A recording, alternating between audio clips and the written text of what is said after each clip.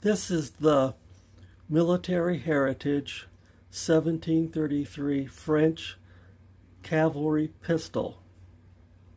And I just got this a short time ago from Military Heritage, and I thought I'd show it to you, critique it a little bit, show you what the breech plug configuration looks like, and then we'll drill the touch hole.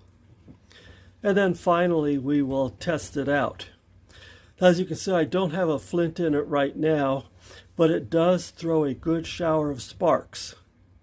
So I think that it's really well made as far as the lock goes and the frizzen. So I don't have any real complaints about that. I would recommend this gun to you. One thing I noticed is that the trigger pull is just a little bit heavy, so I might have to play with that a little bit. But overall, let me say that on this one, the wood is really nice, solid. And underneath that shellac varnish or whatever it is finish they have on it, there's some really nice grain patterns. And so I'm probably going to strip that stuff off and refinish it with probably some true oil or something like that. Now, it isn't perfect, but you know, back in the day, these guns were handmade and they weren't perfect. So I'm not too worried about that. Besides that, it's not a museum piece. It's just something for me to have fun with and play with. All in all, I'm satisfied with this particular one. As I said, the wood is solid. It doesn't have any soft spots that I can determine. The inletting is okay. Again, no complaints there. In a little bit here, I'll show you the patent breech and explain a little bit of the problem that I had. I was confused when I pulled out the ramrod and put it down the barrel. It looked like to me that the breech face was here past or almost to the forward position of the pan right there.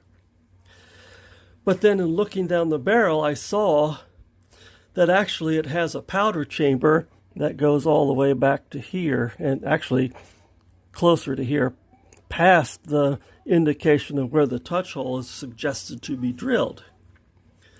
So I have an illustration. I drew a little illustration of that for you to look at. Okay, well, you know, the barrel is nice and shiny. It has the appropriate marks on it that you would see in a French pistol of this era. The lock geometry is not horrible. It's not the best, but it's satisfactory. I think probably the cock here should point more down into the pan, although it's not bad, and the sparks do go down into the pan, so I'm not so worried about that. Let me just give you a little closer look here. As you can see, the lock has JL Carrier stamped on it. So it's pretty nice. You can see other videos where, you know, people work the frizzen and, you know, cock it and all of that, and this is no different from those. It functions satisfactorily, so I don't have any problems. You can see here maybe some of the grain pattern there. If I pull it down here, that's kind of hard to see in the grip, but there's some nice grain under there. You can see the barrel band is nice. It has a nice sight on the front, which the English guns don't have, and some of the later French ones don't. Looking down the barrel, the muzzle end. See, it looks okay there. I see a little bit of putty underneath the barrel there, but it's okay. I mean, I don't have any problem with it. Over here you can see it has a nice belt hook on it. The side plate has a few little scratches. I may buff that out.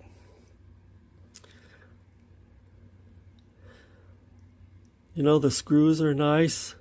So you can see that the pan fits up tight against the barrel. So that's nice.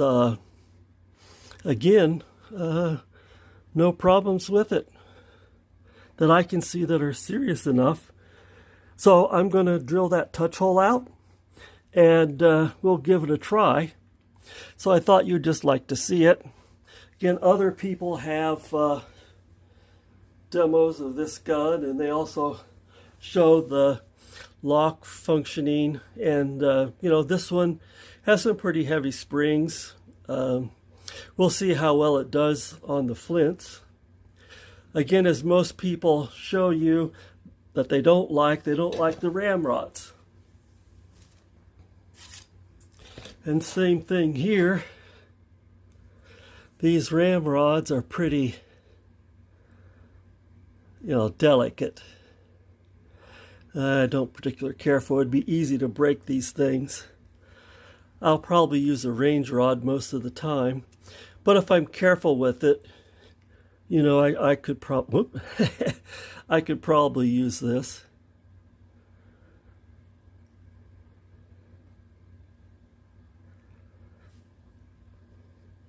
I don't know what they used on it, but it sure has a strong smell.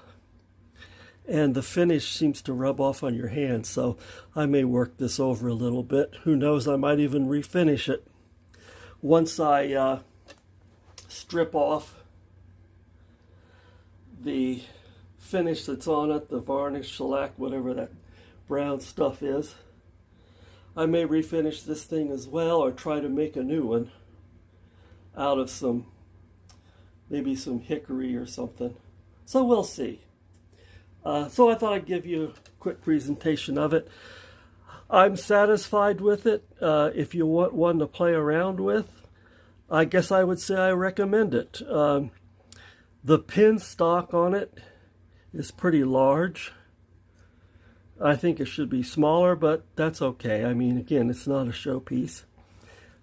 They're flat. You know, the ends are flat, ground flat to the wood stock. They don't protrude. They're not rusted. You know, it looks okay. So anyway, let's go to the illustration where I show you that patent breech.